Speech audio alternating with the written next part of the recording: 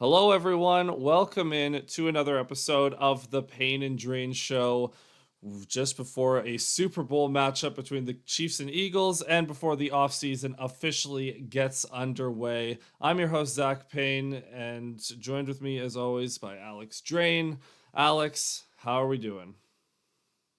Pretty good. Uh, Getting ready for the Super Bowl. We had a big Pro Bowl last week. I didn't watch any of it, but wanted to plug that Jahmyr Gibbs had an interception, I believe, that people were raving about. A few Lions were there, but that's all the Pro Bowl talk for this podcast. But I just wanted to get that on the record before we got going. That was the only clip I saw too, where Gibbs gets an interception that causes the whole AFC bench to try to tackle him or something, or get his flag or whatever. Yeah, I don't know. The Pro Bowl's a joke, and I don't think anyone really seriously consumes it. But that's not the topic of today. Today we are going to be diving into a Super Bowl preview. We recapped the conference championships last week, and then after that we are going to get into the Lions' defense in review. Again, we recapped the offense last week. We're getting into the defense today, and then we will wrap up this kind of in memoriam 2024 season with an off-season preview next week, and that'll kind of be the unofficial end of season one of this show.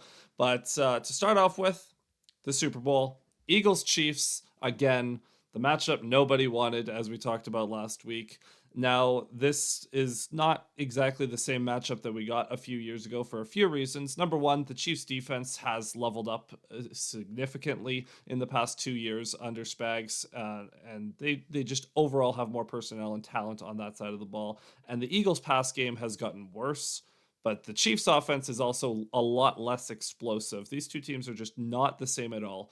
So to start off with, we'll start with the Eagles offense against the Chiefs defense. And obviously, the biggest topic here is, can the Chiefs contain Saquon Barkley?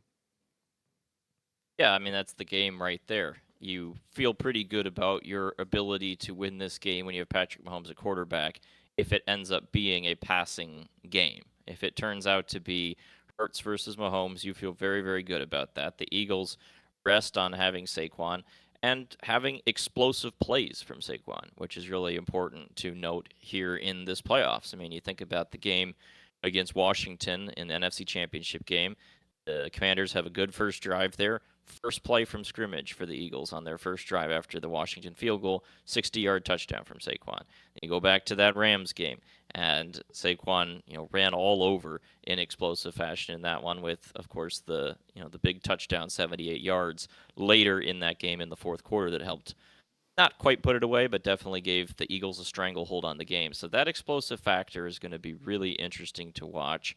And I'm, very curious. This is a good Kansas City defensive line, but obviously a good Philadelphia offensive line. We've talked about that all year. It's a strength on strength matchup. Chris Jones gets a lot of the talk for the Chiefs. Obviously, he's one of the best, but you got other guys on that line, Karlaftis, Mike Dana, good players. Everyone's going to talk about Mahomes and the quarterback skill position. That's what sells the narratives to the casual. But this matchup in the trenches between that side of the ball is honestly maybe the most fun thing to monitor in this whole game for a true football lover. Yeah, and I'm also fascinated to see how the Chiefs will handle Barkley in the passing game, because we know that Yep. he's very explosive in that area.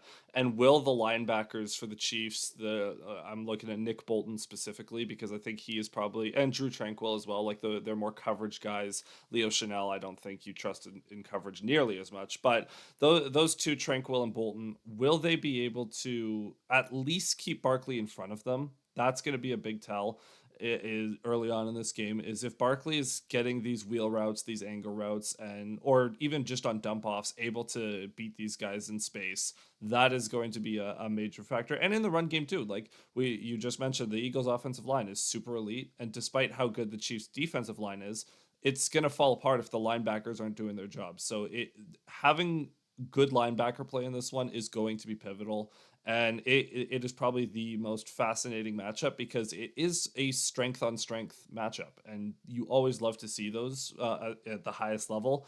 And it's just going to come down to that. And then the other aspect of this, or sorry, did you have anything else on Barkley?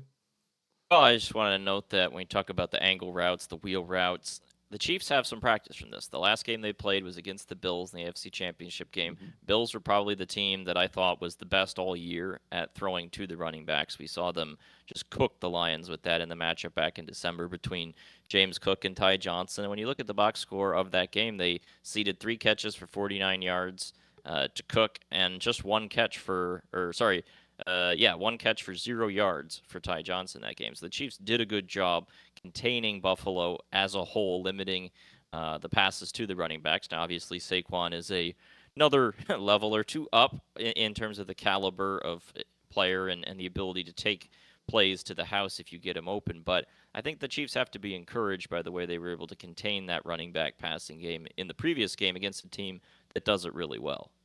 Yeah. And now it's obviously very difficult to measure success over the course of a game because there's so many factors in it. But if you're looking at it from a Chiefs perspective, what would a successful defensive Saquon look like? Is there a certain like yards per carry mark that you're looking for, a certain amount like is it efficiency or is it limiting explosives? Limiting explosives, no doubt. Like that's the biggest thing is we talk about football a lot of times now in the NFL when you have good teams going at it. It's a game between, inside the 20s, right? That you can let them drive, but it's the red zone that is really where these matchups come down to. And if you're giving up explosives like Commanders did, like the Rams did, you're giving up 60, 70-yard touchdown runs, you're losing that. And there wasn't even a play in the red zone. And you can let Saquon, churn you for some yards per carry clip that allows the Eagles to drive the field. But if you get stops in the red zone, you feel really good about your ability to win. Those explosive runs, they don't allow you to get stops in the red zone if they go to the house. So that's objective number one to me is if they drive, okay, get in the red zone, make Jalen Hurts beat you in the red zone when you're able to bring your safeties down. You're not as worried about the deep ball, and get off the field, force field goals, and I think you'd feel pretty good about that formula if you're Kansas City. Yeah, and so again, that is probably the biggest matchup of this game, and it'll be fascinating to see how it plays out. But there's also another aspect of the Eagles' offense that is going to have to kind of take a step, regardless of Barkley's success in this game, and that is Jalen Hurts and the passing game. Now, we talked about it going both into the conference championships and into last week, recapping them, that the Eagles' passing game has just not been there, not consistently enough in the playoffs and just all season as a whole. They've relied on Barkley so much, and he quite frankly should be the MVP just based on how pivotal he is to this Eagles team. But regardless, you're going to be in situations in this game on third and longs, third and mediums, where Hertz is going to have to throw the ball, and his receivers are in turn going to have to go up against this good secondary that the Chiefs have. AJ Brown versus McDuffie is going to be a fascinating matchup as well. I know Devonta Smith is a little banged up, but he's limited in practice, so he's going to play. It's the Super Bowl, and I think it's the receivers, like the receiver part of this. You know that they're talented. The question just is, will Hertz be able to get the ball to them effectively? So, what are you looking for from Hertz? Well, first of all, the pressure is going to be the big question to me because you watch Jalen Hurts play. He holds onto the ball quite a while, especially as a Lions fan. We're used to a pretty quick rhythm offense where Jared Goff is able to make quick decisions, get the ball out, and kind of play in rhythm. And then you watch a team like the Eagles, and obviously this is more the case for mobile QBs in general. They're going to be brought up with the belief where that they can scramble, and you watch Allen or Mahomes, and they can run around for a while. So this isn't specifically a Jalen Hurts problem, but his level of passing is not as high as those guys, and so he does have that tendency to just hold the ball a while and then eventually just sort of freak out. Sometimes he throws it away. And can the Chiefs speed him up, or is he going to have the opportunity to stand back there, right? And what is sort of the approach? Are they worried about the scramble? That whole thing. When you go back to the Buffalo game in the AFC Championship game, and that was a brilliant game from Steve Spagnuolo. The blitz packages had a ton of success. Go back to the Houston game in the divisional round, which we didn't talk about too much, but the protection matchup was terrible in that game. Houston was really, really poor at IDing where the pressure was coming from. They got home quite a bit. I've just been really impressed with the variety of blitz packages that Spagnuolo's been able to dial up. So this is a veteran Eagles offensive line. Obviously, they had some changes in the offseason at center with Jason Kelsey's retirement, but a lot of these guys have been around. How are they at picking those up and recognizing those? And as a result, what success do they have? And furthermore, what success does the organic rush have? Hurts generally gets great protection from those tackles. Jordan Mailata, left tackle, Penei Sewell's arch nemesis, Lane Johnson at right tackle. They do a good job of keeping him clean, but how much success is Spagnuolo able to have, and how much can that bother Hurts? Because if he's able to speed him up and he doesn't have all that time to stand around there, it could be a long day for the Eagles offense. The other thing too is it's not even so much about making sure you get pressure every single snap, but if you can like almost phase Hurts into feeling pressure, like the phantom pressure, where because Hurts, he has a tendency to panic a little bit in the pocket. So if you're able to disguise blitzes or disguise your coverages at the snap to where as the snap happens, Hurts has to reevaluate his reads and just force him to slow down by half a second, then he will feel the pressure, even if it's not necessarily there. The Eagles' offensive line is the best pass protecting offensive line in the league. I'll still maintain that the Lions are a better run blocking unit, but the Eagles are definitely the best pass protecting group. And we saw this in the Packers game in the wild card, the one of the first plays from scrimmage where Hurts has an eternity back there to stand back and throw, and he hits Dotson for the opening score. Where like those that there will be one or two snaps in this game like that where Hertz has a year to throw and he can just do whatever he wants. But it's just how many of those snaps, we talk about the explosives problem with Saquon. How many of those perfect reps are you going to get from the offensive line? Is it going to be enough to where those third and longs you can convert rather easily? Or can Spags and this defense do enough to just disrupt Hertz's rhythm and force them out of those situations? Yeah, I mean, and then switching more towards looking at the receiver part, as you mentioned, McDuffie against probably AJ Brown, but maybe Devontae Smith, depending on how things lay out. That'll be very interesting. I mean, this is a great Chiefs defense. They've had a great season overall.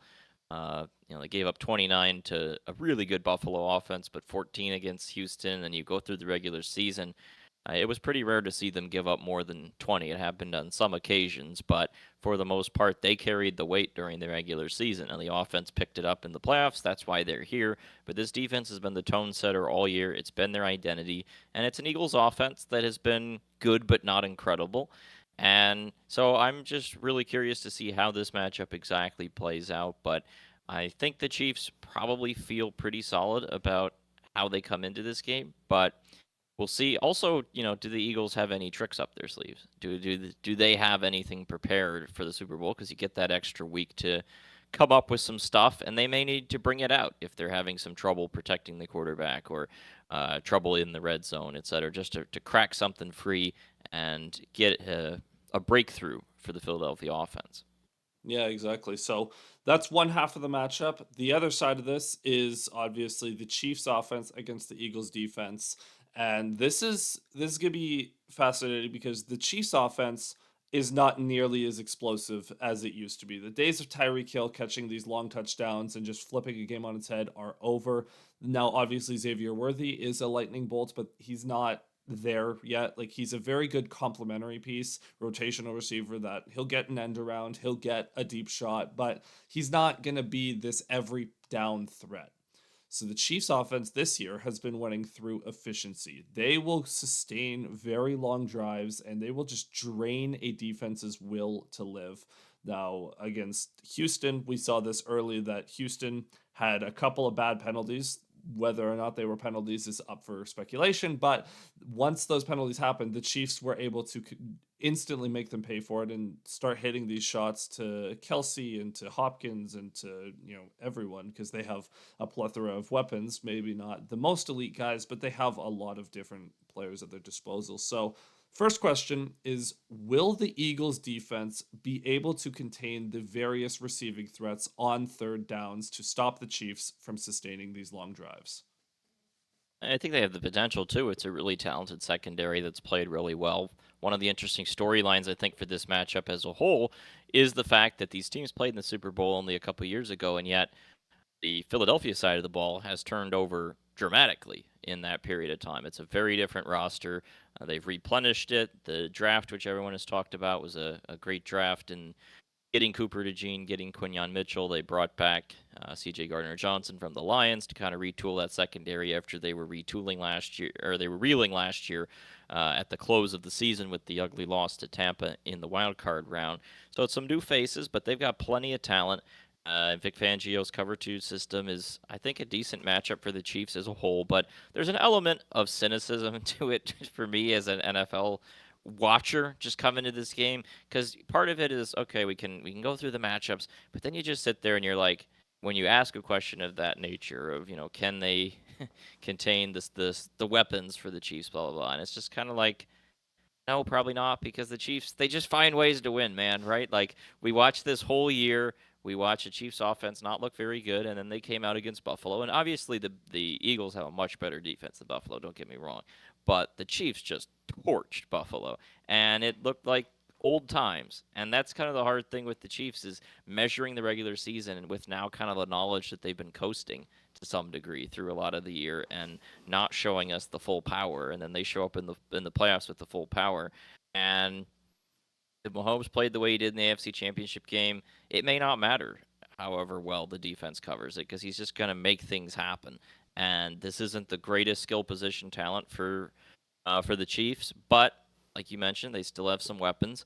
And something I talked about in last week's show when we were recapping the NFC Championship game, Zach Ertz did a lot of damage against Philadelphia in that game. He was Jaden Daniels' go-to target, and Travis Kelce, not maybe what he once was, but still very good. That's objective number one to me. Before we get into Worthy, before we get into any of those other receivers, they have to find an answer for Kelce, because you can't let one of the greatest tight ends to ever play win the game on his own like that. Like, that's going to be the first focus to me for the Eagles defense coming into this game. Yeah, and again, Kelsey and his ability, because he just freelances on offense. He doesn't really run like the routes designed in the play. He kind of just does his own thing. He's kind of the backyard receiver for Mahomes, and they have this way of like Mahomes has this way of finding Kelsey, and Kelsey has this way of just finding open space. You mentioned Zach Ertz, so that's going to be an interesting matchup. But so if we zoom out a little bit, the Eagles defense, as you mentioned, super talented. The Chiefs also have the devil magic going, so you don't really feel confident in stopping them consistently, especially if it comes down to it in the fourth quarter. But if we look at this Eagles defense, again, super talented, is there an area where they match up against the Chiefs that you look at and say they can exploit that, and that's a clear advantage for them? Not necessarily, but I do think that the focus has got to be on the defensive line. That's to me where I'm watching the Eagles in this game, because go through the Chiefs through the years. They've now played in what, this is Super Bowl number 5 in recent times. They've won 3 of them. They lost 1, and this is their 5th. The one they lost was decided in the trenches, where that Tampa Bay defensive line just obliterated the Chiefs in that game. Mahomes was running for his life all day long, just heaving balls to out of desperation with the amount of pressure they got. And as talented as we said the secondary is with their recent picks, the defensive line's really talented too. We talk about Jalen Carter, obviously extremely disruptive. I think there's no bigger game wrecker in football than the extremely penetrative defensive tackle. Right, they can just rip through the center of the guard and be right in the quarterback's face in an instant. How much success is he able to have in this game? But also all the other pieces that the Eagles have, right? You lost Brandon Graham earlier in the year, which was a bummer, but Josh Sweat has had a fine year. Nolan Smith, they've got a number of weapons that attack on the outside once you get that interior presence between Jordan Davis, between Jalen Carter, And the Chiefs have, I'd say, a decent offensive line, but it's not the not build the way the Eagles' offensive line is, for example. There's definitely some vulnerabilities there, and if those guys are able to make Mahomes' life uncomfortable, that opens the door for getting enough stops to win this game. Yeah, and it's fascinating. You talk about the interior defensive tackle, and there's two of the best in the game in this matchup on both sides. You Hmm. have Jalen Carter, who's probably the best young one, and then you have Chris Jones, who's the veteran who's been doing it for years. Now, the Eagles' offensive line, it's going to be fascinating to see how they match up. And then on the other side, Creed Humphrey, probably the best center in the league, or at least one of the top three. How is he going to help, and will he be able to anchor against Carter at all? Or I'm assuming they'll double team him most of the time. And then Nolan Smith, not a good run defender, but well, sorry, not a great run defender. He's a fine run defender, but he is pretty quick off that edge. Will he be able to burn around and make some plays happen? And again, it's for both these teams, it's those high leverage plays because it'll probably be a close game. But in those 5 or 6 high leverage plays, those key third downs, those red zone stands, which team is going to win out in those 5 or 6 key plays? That is going to be the real game. Because we go back to the matchup 2 years ago. Yes, the teams have both changed dramatically. That was a 3 point game that was won on a holding call in the red zone at the very end. So if you look at it like 2 years later, I don't expect it to be that high scoring, but it probably will be that close of a game. I'd be shocked if it wasn't a one score game at the end of the day because both these teams are just too talented to not have some success to varying degrees in this one. So fascinating matchup. Overall, who are you picking to win? Well, I want to get one more thing on the record real Okay. quick. We didn't talk about the run game for the Chiefs because no one really takes it seriously, given the way they've conducted their season. You look at um, the game against the Texans; they gave Hunt 8 carries, Pacheco 5 carries. Uh, in the game against the Bills, it was a very low number as well. But I do wonder if there's an opportunity here for the Chiefs to kind of go against tendency and get a couple chunk gains on the ground. Just because, as you mentioned, Nolan Smith, not a great run defender. Jalen Carter, incredible pass rusher from the defensive tackle position. Good run defender, but he has the tendency sometimes to get out of his rush lanes and lose a little discipline, and sometimes because he can sprint into the backfield so quickly that the play can go by him. I do wonder if that's an avenue where the Chiefs could just mix in a couple concepts. They see something on tape they feel like they can exploit and rip off a couple chunks just to move them forward that could be decisive in the end. Yeah, and you know what? Isaiah Pacheco, he has been still like he had a big injury this season and he's still kind of working his way back to that, having the extra week off to prepare for this game. Have to wonder if he will be closer to 100%, which would like it. We talk about them having no run game. Pacheco is still pretty good. And if he's more at 100%, you don't have to rely on Kareem Hunt as much.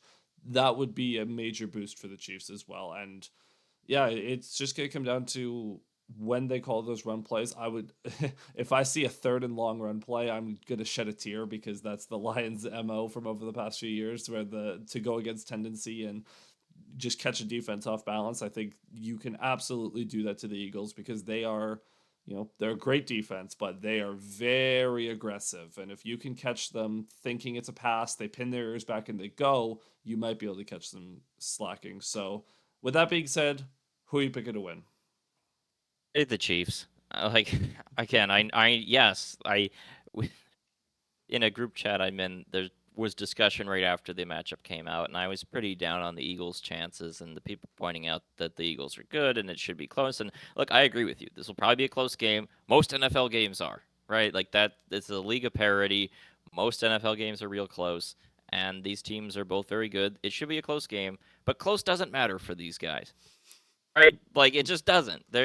Those rules don't apply to the Chiefs, and a game that I consciously know will probably be very close still feels almost insurmountable, just because the Chiefs haven't been toppled in years. I mean, it's coming up on 4 years now since the Bengals, or 3 years now since the Bengals toppled the Chiefs in the 21-22 season. So It will happen at some point, but until it does, it's really hard to believe it will happen. And I just didn't see quite enough from the Eagles' offense down the stretch to make me think that they can pull this one off. Their defense maybe is just a little too young. Until someone beats the Chiefs, I am sticking with that. And you know what? I'm probably leaning that way too. I will say the Eagles, the pathway to winning is you cannot afford to play from behind. You have got to play with the lead in this one. You have got to, like, if you're the Eagles and you win the coin toss, elect to receive, take the ball first, because you absolutely cannot afford to run the risk of falling into a situation where it is Jalen Hurts against the world. You will not win that matchup at all. Like 100 times out of 100, I'm picking the Chiefs if that's the case. Like if the Eagles, like the Chiefs have become the comeback masters in the Super Bowl. They always seem to play from behind in the first three quarters and then they figure it out in the fourth. If it's the other way around and it's the Eagles playing from behind going into the fourth quarter, I'm giving them a 0% chance to win because I do not, I just don't believe in their pass game enough. But if Barkley is at least creating some explosives and they're playing from ahead, maybe the defense forces a turnover or two, which in these playoffs has been a major point of contention. If you turn the ball over, you will lose. The teams that have won in the playoffs, it doesn't matter if you lose the yardage battle. If you win the turnover battle, you probably won the game. And we saw that countless times throughout these playoffs. So that's going to be the key. Get a turnover or two and play with the lead. But that being said, still Chiefs. Yeah, I do think this is going to be a shorter game. Like, I don't think there's going to be a ton of possessions as a whole. Like, I expect the Eagles will try and milk the clock, not just with the running game and the nature of the way their offense is, but just to shorten the game, not give Mahomes as many times to touch the football. Generally speaking, you want to do that when you're the underdog, and they are, even by a small margin. And the Chiefs, like we've talked about, haven't been as explosive as they were in the past. Like, I would think there are some lengthy drives, a lot of time of possession between each series. So I think, and a shorter game naturally creates a more competitive game, right? The more possessions there are, the better the chances that someone separates. You get only a 8 possession game between the two teams. Yeah, it can be pretty close. So that's my expectation, but we'll see how it plays out. I have a question on the Super Bowl topic that some of our viewers may be interested in. What is the like TV broadcast setup like in Canada for the Super Bowl? Oh, it's so we have it, it'll be on TSN, which for American listeners, that's basically our ESPN equivalent. But Yep. we don't we don't have the ESPN Plus down here. They don't offer, or up here they don't offer it. So it'll just be on our version of ESPN, and then probably all of our regional news channels will probably also carry it because viewership and all that. Like it's still like it's the most popular, most watched event in the world at on any given day, right? So it'll just be on every all the news channels and all the sports channels. I imagine it's probably similar down there. Will you get the Fox broadcast then on TSN? I think yeah, it'd be Fox. Yeah. Yeah. So uh, here, I mean, it rotates based on year, right? So Mm. whichever channel has it, and I this is a curiosity that I didn't notice until a little ways back, but the rotation of the networks changed when the NFL re-upped their TV deal. So it used to always be that it just rotated each year, each network got it, right, and then it would just rotate on a schedule. So when it was in Detroit, Super Bowl 40, that was the last year ABC had it. And then since that point, it was just NBC, CBS, Fox, and it rotated. Once every 3 years, the networks got it. But that rotation now has been flipped because I believe Fox had the Super Bowl only 2 years ago, and it went Fox, CBS, back to Fox. And then NBC will get it next year. And I guess that happened because the NBC wants the Super Bowl in years where the Winter Olympics is coming up. And so they can tie it in with their Winter Olympics Oh. coverage. And with the new Super Bowl format, it will be during the Winter Olympics, so that will be next year's Super Bowl during the Milan Olympics. So I guess that's why it flipped. And then ESPN, ABC are getting the Super Bowl back, I think the year after that. So that rotation has changed a little bit. I will say, just as a weird note, because I'm not a huge fan of the Fox crew, I'm kind of happy the Lions didn't make it, so we didn't have to have the Burkhardt Brady Super Bowl experience to be our first ever Lions Super Bowl. If we do get it next year with Tirico, that will be so much better. I'll just put it that way. Agreed, but I will say I would still prefer Brady to Romo completely ruining the jackpot Kansas City call, and then Romo's just yapping while the celebration is going on instead of letting the moment like it'd be a lose lose either way there. Yeah, that was not great last year. So, but anyway, do you also on that note, do you get the commercials that we get in the States? Because that's like a huge thing in the U.S. Yeah, so we do have a Fox, like we do get Fox just on Canadian Yeah. network, so I'll be able to just watch the American broadcast. I'm pretty sure, and if not, I'll find a way. Like, Where I'm do you get Fox out of in Calgary? Like, is it um, Boise? Where is it? Because in Toronto, it's out of Buffalo, obviously, and I'm if not you live in sure. Windsor, it's out of Detroit. But It might be it might be Seattle almost probably. Like, oh, geez, yeah, I don't know. It's definitely somewhere more on the West Coast. that's your mission for the Super Bowl is to Let's watch the find Fox out. broadcast and report back what local station it's linked to. But But yeah, so with that being said, that's our Super Bowl preview. And with that being said, we should, since we're a Lions podcast, we should probably actually talk about the Lions. So first things first, last week we got into all of the coaching updates. There were just a couple more that came through after that episode aired. So first things first, Scotty Montgomery, he interviewed for the Cowboys offensive coordinator job, doesn't get it. He stays in Detroit another year, which is very nice because I think having him in place to help Hank Fraley develop some of the running concepts will be, very crucial. On the flip side, though, Tanner Engstrand, he does end up going to the Jets as their new offensive coordinator. Pretty expected, and he is due for a shot, I think, because we talk about how he profiles is similar to Ben Johnson. He follows Aaron Glenn to hopefully for him become the next bright offensive mind that will eventually, like, if he succeeds, he'll be a head coach within 3 years.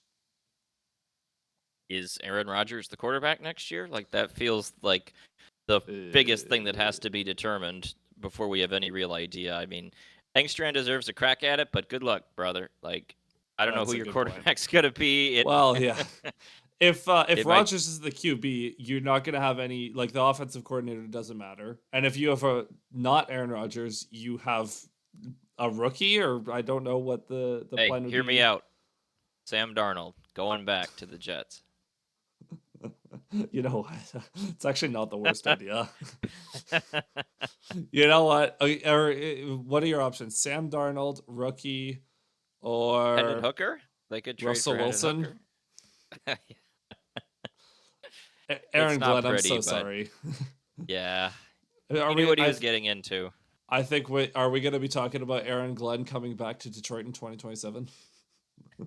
It is. It just dawned on me that the Lions' new OC John Morton, one previous attempt at being an OC was on the Jets with Yeah. just a pointless offensive situation, and now Engstrand gets the same thing. So hopefully it'll go better for him than it did for Morton, but it probably won't. So Who was Morton's QB that year? Was it Josh McCown? I, Josh McCown, yeah, I looked that up Oh last week. So man. oof. Well, I mean, at least you have Garrett Wilson and Devontae Adams, or maybe you don't have Devontae Adams. I have no idea what's happening. Like, the biggest challenge for Aaron Glenn is to corral the drama that has been leaking out of New York for the last since Aaron Rodgers got there. Like, Which is that's why he's a good fit for it. Like if yeah. someone could do it, it would be a guy in his mold. So we'll see what happens, but it'll be a tough climb for Engstrand. I'm obviously a lot more optimistic about Glenn's side of that than Engstrand's. He won't have immediate success, but at least on the defensive side, he can walk in and have a few more parts than he can on offense, where it's just kind of a very up in the air situation. And I wouldn't be shocked if the Jets defense was back to being pretty good Yeah. next year. And because they have the personnel, they just need a coach that can properly fire them up and put them in positions to succeed. I know we have our gripes with Glenn's system that we will talk about shortly, but he's still a good coach. So Engstrand goes to the Jets, and then the Lions hire Stanford head coach David Shaw as their new pass game coordinator to replace Engstrand. Do you have any takes on Shaw? I have an odd one. First of all, like David Shaw, for people who don't recall, was Stanford's head coach for about 10 years, I think. He only moved on a few years ago. He was the successor to Jim Harbaugh when Harbaugh went off to the NFL with the San Francisco 49ers, and Shaw kept it going there for quite some time. Like, he obviously was set up well because of Harbaugh, but he ended up being the coach in total 12 years. And for the first, about 7 or 8 years, he had a lot of success. And so some of that was inherited players, but then he showed an ability to be a good collegiate head coach. He won double-digit games 5 times at Stanford. He played in the Rose Bowl a few times, had inherited Andrew Luck from Harbaugh, but recruited Christian McCaffrey. It was a good program, and he was a good coach. They weren't the most high scoring, high passing program, obviously having inherited it from Harbaugh, but he did coach some decent quarterbacks there. Just a bit of an odd fit being a passing game coordinator. But since he washed out of Stanford, which I don't exactly know what spurred that. It kind of seemed like it was maybe NIL, transfer portal, those changes to college football that Stanford as a program is not well set up to handle. But since that time, he's been kind of the Rooney Rule punching bag of sorts where he kept interviewing places and it's like he's never getting the job. Like, we know what's going on here, and you kind of felt bad for him almost. So I'm glad to see that he landed on his feet. He was always considered one of the good guys of college football, which is generally speaking a cesspool of scum and immorality. But David Shaw was considered one of the cleaner guys who ran a clean program that fits in with Dan Campbell's whole thing. He doesn't appear to have a tie-in with Campbell that I can tell from his resume, but from a cultural standpoint, it seems like he'll fit. And I would imagine that John Morton will have a large hand in handling passing Hmm. game stuff in addition to Shaw. That was his job with Denver, so it's not a ton of responsibility. It just, again, it's a bit of an odd fit, but a good guy, and hopefully he'll sort of rebuild his coaching career as a result of this. Well, and you know what? Like you mentioned that he's not maybe as equipped for a pass game role, but maybe that's the what like maybe Campbell is bringing him in to give him a chance to develop this one deficiency that he has so that in the future he could be up for offensive coordinator roles like that cuz Shaw I imagine has higher aspirations than this. So maybe he comes in for a year, Morton kind of helps him with some of those pass game concepts, and then like a year from now if the Lions offense continues to be good, you're looking at David Shaw as being an offensive coordinator candidate around the league. Who knows? Yeah, that's quite possible. I mean, like we talked about in a previous show, that this is a really good setup, and so it's an opportunity for young coaches to get the leap off the trampoline, so to speak, their career needs, and for Shaw a chance to kind of rebuild it. And he does have some background. He played at Stanford, where he was coached partially there by Bill Walsh, so there is definitely some backing there. And then he knew the Harbaugh family, and so there's there's a good grounding, and maybe he's being developed a little more into sort of the modern NFL concepts, which could set him up for something better down the road. It's not a move to be that fired up about either way. Like, pass game coordinator is just one of many guys on staff, but we'll see. We'll see what happens. Yeah. So with that being said, we're going to transition now into our defense in review for this past season. And there was a lot of good, a lot of bad, and a lot of injuries. But to start off with, let's try our best to stay with one section at a time here. Let's start with the good. What was maybe not most, but what were some of the more encouraging signs from this defense a year after being truly terrible?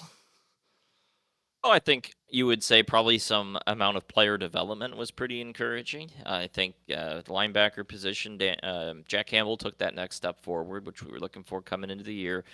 Had a rookie season where he's kind of in over his head a bit at times. The coverage was a particular issue, but he had issues diagnosing the run as well. And yeah, he got a lot better on the ground. He got a lot better in coverage too. I think that part of the game still lags a bit behind, but he had a very nice season of improvement. And what we saw from Aiden Hutchinson was seemingly another leap. And we would have needed more games to fully say whether that was the case, but he was playing the best of his career before the injury. Kirby Joseph, who was really good as a rookie, then not as good as a sophomore, had a big bounce back in year number 3 to play his best football. So I think across the board as a whole, I mean, even Brian Branch, who had a fine year at a new position, you had guys moving to different spots on the team, and as a whole, those young draft picks were getting better. And I think even like a Terrion Arnold, who was pretty rough to start the year, was better as the year went along. So I think from a development aspect, that honestly will be Glenn's greatest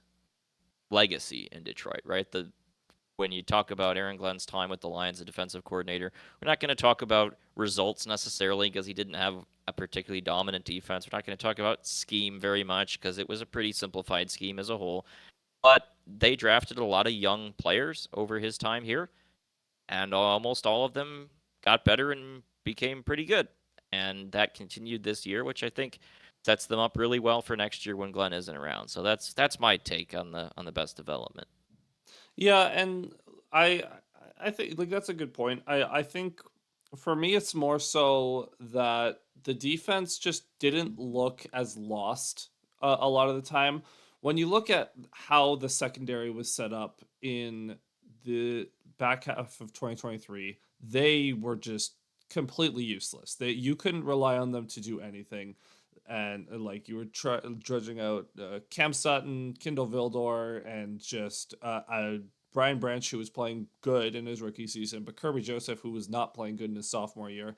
This year, Carlton Davis was good. Terrion Arnold got better. Kirby Joseph was great. Brian Branch up and down, but overall the secondary was a lot more useful and actually capable of getting stops. The pass rush was started off being very capable of getting stops. The problems came with injuries in that the injuries prevented them from playing at their full potential, obviously. But even with the injuries, it wasn't so much that the defense was looking lost. They just looked like they were not like the backups were not as good, which is totally reasonable. It just is unfortunate. So I think I don't know if what adjustments Glenn made to his scheme, but what I think it might just be a personnel thing. But he did a much better job of having the players prepared week in, week out, and overall, just the defense looked a lot more coherent from like each level. Like there wasn't as many miscommunications, and they just executed at a higher level. Yeah, I think it was definitely personnel related, which kind of builds on my point. They had a lot of good players. Unfortunately, we didn't get to see them all on the field together for that much, but what we Mhm. did see was very promising. Yeah. So now moving on to the second part of this. What was something, or what were the things that you saw this year that were not encouraging? And when we talk about Kelvin Shepard taking over, at maintaining a lot of the similar principles and maintaining continuity, what are some of the things that he absolutely has to address to succeed? Oof. Well, I think there's a few different areas to talk about here. Some of it's schematic, some of it personnel. I think as on the scheme side, it's hard to really know. I mean, I've talked about wanting more zone coverage options to sprinkle in there that can be run effectively because the Lions really just haven't run them terribly effectively when they've even tried to over the Glen years. I think that point is the case regardless of who the players are. Outside of that, it's kind of hard to say much more other than to grade the year as somewhat incomplete because of how many injuries there were. And Hutchinson is what you build around. Like that is the anchor of the unit, and we only got 4.5 games of that. But I think from a personnel standpoint, and this is more probably Brad Holmes than Kelvin Shepard, but I think the defensive line is going to need to be addressed in the offseason in some form.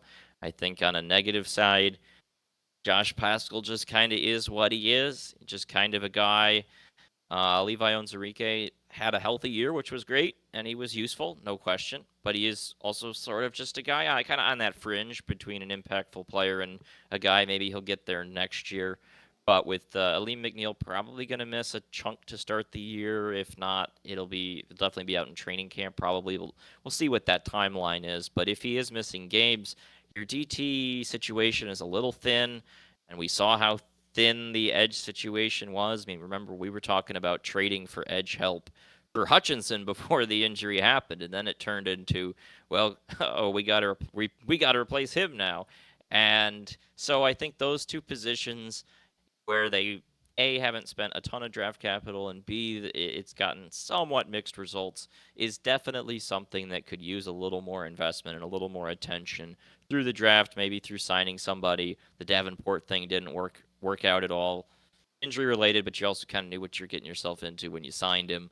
So that's an area that I would definitely look towards. It was a bit of a disappointment as a whole in some capacities, and could definitely use some attention in the offseason. Yep. For me, like again, like fully agree with that. But I'll focus more on what Shepard can control. It's predictability. The Yep. Lions this past season, every third down, you knew they were going to play man coverage. Sometimes they would blitz, but usually it was just they were going to rush four and play man.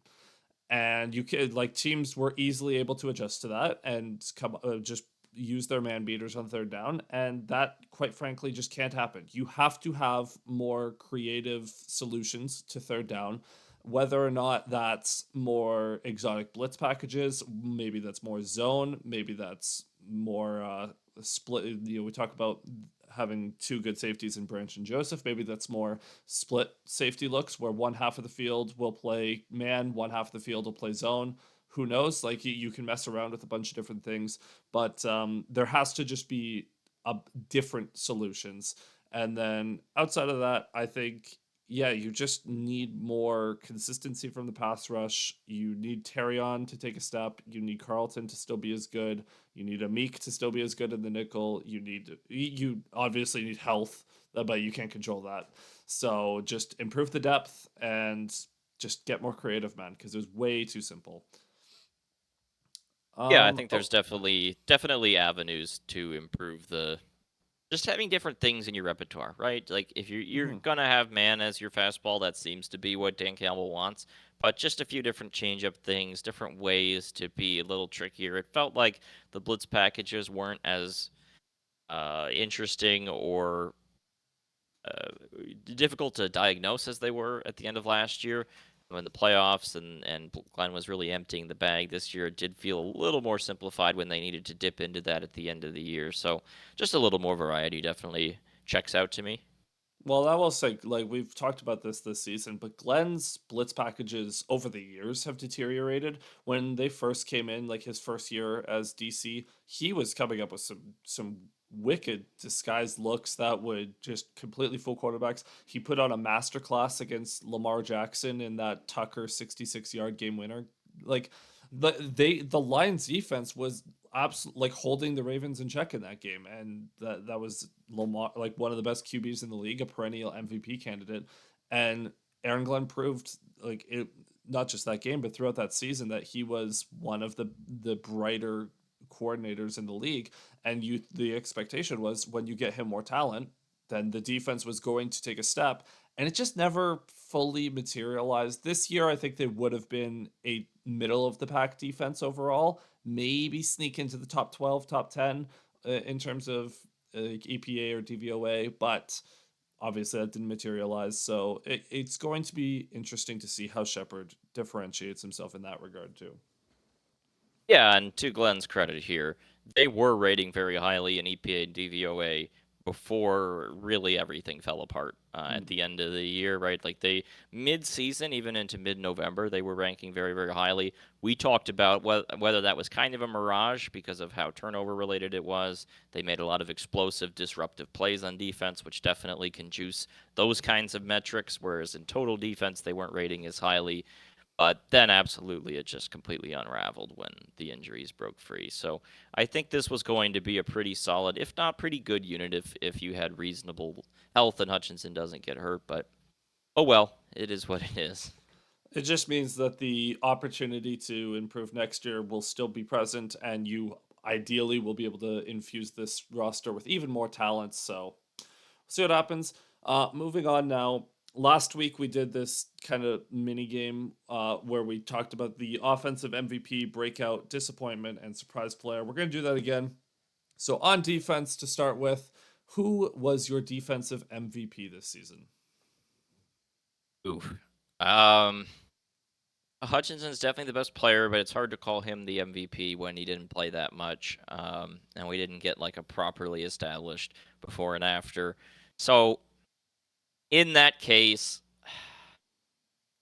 I would say it's probably I'd probably go with Alex Anzalone just because Okay. we saw that with him versus without him and how different the defense looked. It's hard to kind of pick out because you could say Ali McNeil because things went worse when he was gone. You could say Carlton Davis because things went worse when he was gone. I probably could say Kirby Joseph here too, but I'll just stick with Anzalone. I just felt like there was such a big difference in their ability to cover anything over the middle of the field when he was healthy versus when he was not healthy. That's fair. I did go with Kirby Joseph for Yeah, this. that's what I I figured. I wrestled with Joseph on my MVP or breakout because I didn't really have as strong a convictions about a breakout pick, but Joseph, I like look, turnovers when you have a defense that's falling apart, turnovers are the name of the game, that and they can flip a game on its head. And Kirby Joseph was he was the absolute king of that. He led the league in interceptions, which, I mean, not to toot my own horn, but one of my bold predictions at the start of the year was that Kirby Joseph was going to be one of the top 3 in interceptions. I even undersold him. And look, you look at the games like the Packers game in Lambeau, where he gets a pick six at the end of the half. You can talk about Jordan Love being a doofus for that play, but that absolutely changed the complexion of that game. You look at the 49ers game in week 17. The Lions defense could not stop anything in that game, and 2 Kirby Joseph interceptions ended up being the difference. His ability to just find the ball is, I mean, something that this defense just doesn't really have.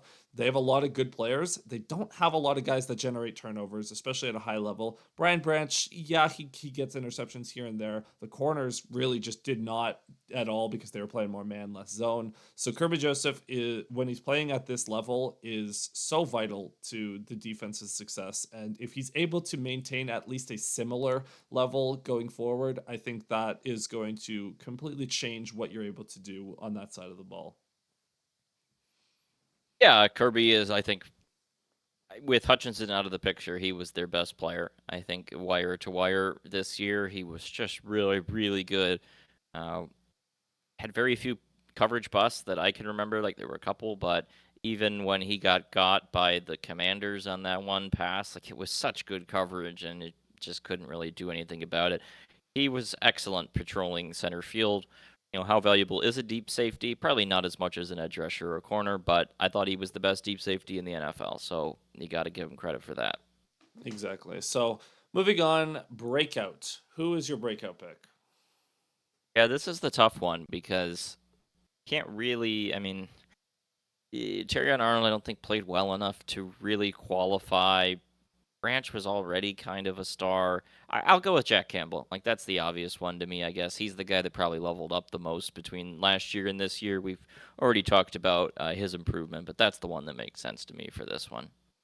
Yeah, I did have that written down, but just to be different, I'll say Levi Onwuzurike because if we're going, if we're defining breakout, just total improvement from last year to this year, Levi went from being a roster bubble player just due to injuries issues in his career to someone who had legitimate pass rush juice from the interior and had, he was not consistent. He was not even good all season, but he at least showed that he can be a good pass rushing threat at the NFL level.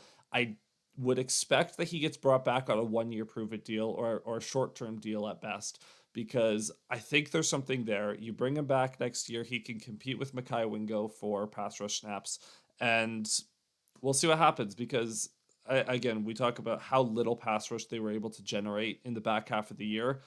Levi was one of the only ones that was generating pressure. That week 18 game against Minnesota, he had like 7 pressures, which was probably his best game of the year. He also had a great start to the year against the Rams in week 1. So the flashes were there. It just is unfortunate that it's 4 years after he was drafted that he played how we would have expected in his rookie season. Yeah, I think just him staying healthy alone was enough to get him on the breakout player list. But he definitely moved from being a guy where it just seemed like it wasn't really ever going to happen to at least a guy where, hey, he was useful. So I think that can qualify for sure. Yeah. Now, moving on to disappointment. Now, I wrote down two names to hedge. So, who's your disappointment pick? Ooh, there's different ways you could approach this, but honestly, and I feel like it is going to be a little unfair because it was probably uncontrollable, but the whole Marcus Davenport saga is Mm. my answer here. Just like it. So when you sign him, you know he had injury concerns. You knew it was a possibility that it could go down that road. But when you do think about the season as a whole, I was kind of thinking it was going to be probably him in and out of the lineup with lingering injuries as opposed to just one fell swoop and he was gone in week 3. But you think about it, they could have really used Davenport with Hutchinson's injury, right? Like in hindsight, that, and he almost got forgotten because it was so early in the season. There were so many other things that happened. So many other more important guys got injured that people kind of forgot this guy ever existed. But they spent a not insignificant amount of cap space on him and brought him in to be a useful player. And unfortunately, due to an ailment, which again, how controllable is that? I don't know, but it's followed him his whole career. That it ended up putting them, -2 on defensive ends, and they could kind of replace him by getting Zadarius Smith, but obviously they couldn't really replace Hutchinson. Maybe there's a world where they're able to have a better pass rush and are able to approach things a little bit differently if he just had lingering injuries and was able to be available late in the season. So that's funny. When you started talking about uncontrollable, I thought you were going to go with a different injury prone player, which is one Sure. of the two that I wrote down. Ifeatu Melifonwu. This guy, for his entire, we talk about Levi's injury issues. Melifonwu, his entire career has been just marred by injuries. And last year, in the back half of the year, he got over those injuries and he broke out in the back half of the year and he was fantastic. He was generating he had the interception to seal the Lions' first NFC North win, like first NFC North crown in like 30 years, right? 30 years, He yep. and so you come into this season and you're like, look at the safety trio they have: Kirby Joseph, Brian Branch, and Fatu Melifanu. If Kirby Joseph just gets over the sophomore slump, you're golden. Well, guess what? Kirby Joseph was the best deep safety in the league. Brian Branch was very good at strong safety, and he had his ups and downs. He was fantastic to start the year, maybe not as good in the back half. And if Fatu Melifonwu was injured again, and not like I think you made the joke a few weeks ago that like he just slips on a banana peel and all of a sudden Yeah. he's broken, right? So the the worst part is he's injured for a large part of the season. It's like, okay, this sucks, but maybe he'll break out in the back half again. His activation window is open. And then as he's in his practice window, he gets hurt again. So he has to be activated just to go back on injured reserve. He only ends up playing like 2 or 3 games this season. And, he was perfectly fine in those games, but you need him to stay healthy. And then, so yeah, I don't know. Do you have any Melifonwu takes? Yeah, I think that one definitely fits the bill. It's a big bummer that he wasn't able to get over the injury. Things like Onzurike, it was that second injury. If I remember correctly, it was a finger or like a I thumb think so, yeah. issue, which was never clear to me why that needed to go back on IR for that amount of time. I don't really know what's going on with him, so it sucks because he is a good player, and we've really liked him when he's been able to be healthy, but it just hasn't been enough. And I thought when he came back at the end of the year, he was okay, but I didn't think he was as impactful as the previous year. And sometimes that can be injuries piling up, but also it can be just the reality of it's kind of hard to get up to speed that quickly when the games mean the most, right? Like that's something that we talk about a lot in the NHL when teams do the LTIR until the playoffs, and then the guy just comes back from injury rate and airdropped into the playoffs. The best players can do that kind of thing, but marginal players, it's harder, and you need to kind of get that runway. And Melifonwu didn't end up coming back till every game was really important, and then not long after he returned is when suddenly that was when Carlton Davis was injured, right? And so then they Mhm. moved Branch back to nickel, and now it's like, oh, you're back from injury finally. By the way, you're a starting safety now in like the biggest games of the season, and that's just a really hard thing for a guy that's not an established Pro Bowler to kind of do. And I think it did slow his game down. There's a good player in there if he could ever be healthy, but At this point, it's looking kind of grim, and it's going to be interesting to see what they decide to do with him in the offseason now that he's a free agent and how his market kind of looks because I don't know. Maybe he'll be back. Maybe they'll just be tired of it. I don't know. Maybe I kind of look at it the same way I look at Levi. I think there's something there. 1 year prove it deal. Prove to me you could stay healthy.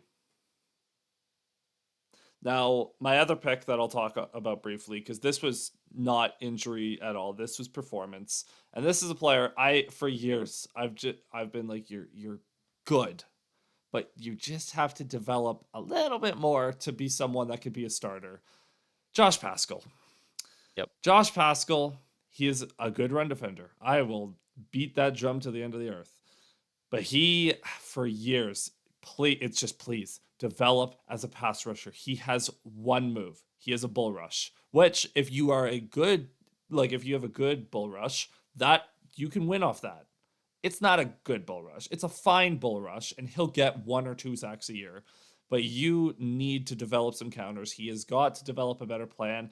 And we're getting to the point where I'm starting to doubt whether or not that will ever come to fruition because like in his rookie year and his sophomore year, I looked at it as like, you know what? Like, what? Maybe we should just play him over John Kaminsky. Kaminsky's fine. By the way, that's another player everyone forgot about because he was hurt all year.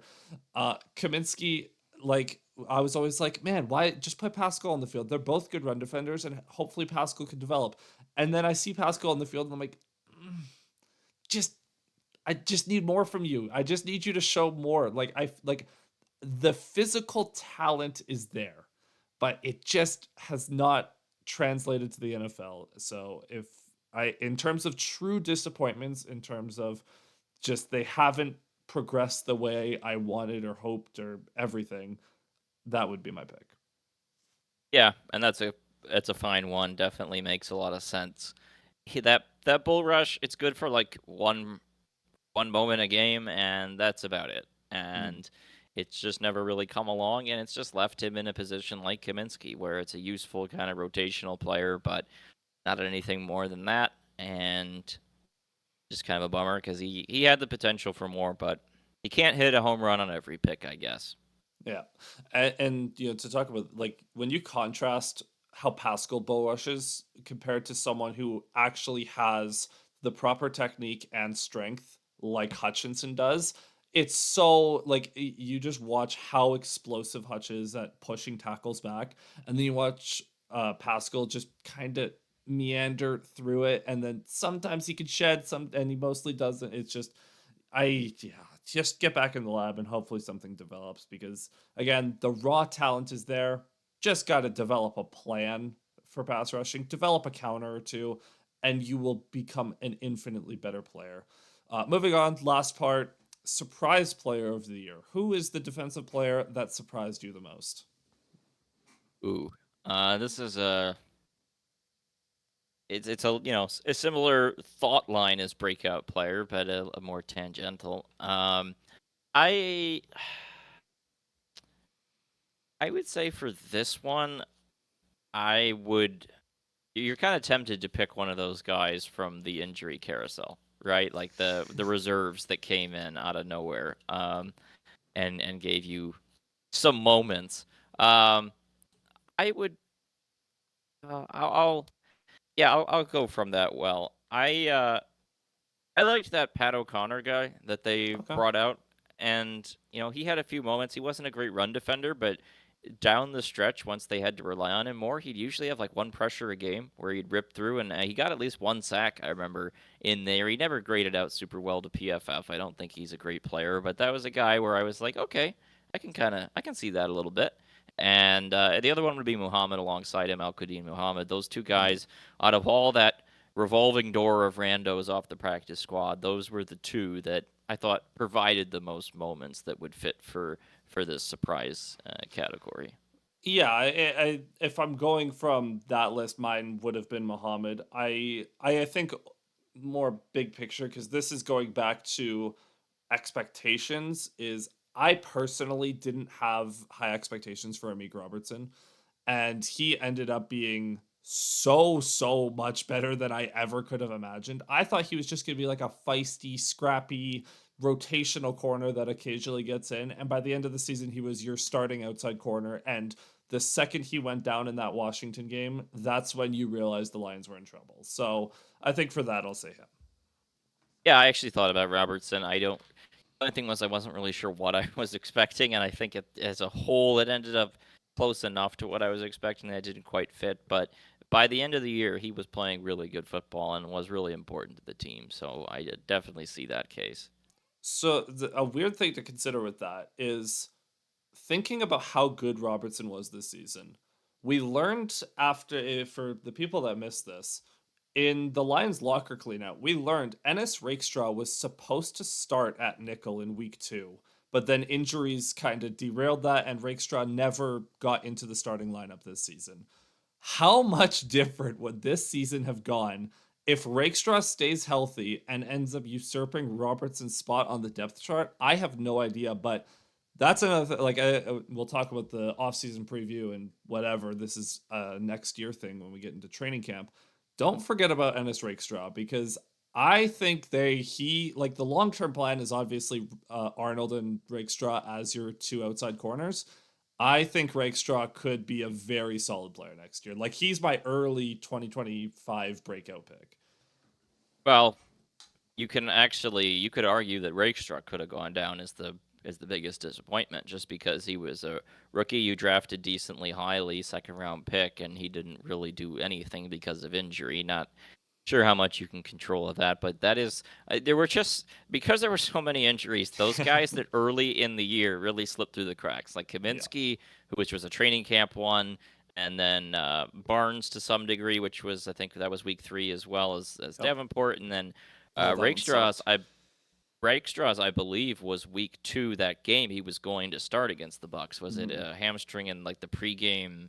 warm-ups or something like that? So those guys that all got hurt early in the year kind of got forgotten about, but Rakestraw's a guy that really could have been useful if he had been healthy, but it is what Barnes, it is, man. I I think guess. Barnes might be my biggest, like, I miss you because going from the Lions didn't have a plan outside of Barnes for that role. Like, the downgrade from Derek Barnes to Trevor Nowaski might have been as, like, the only bigger downgrade was Hutchinson to anyone else at edge.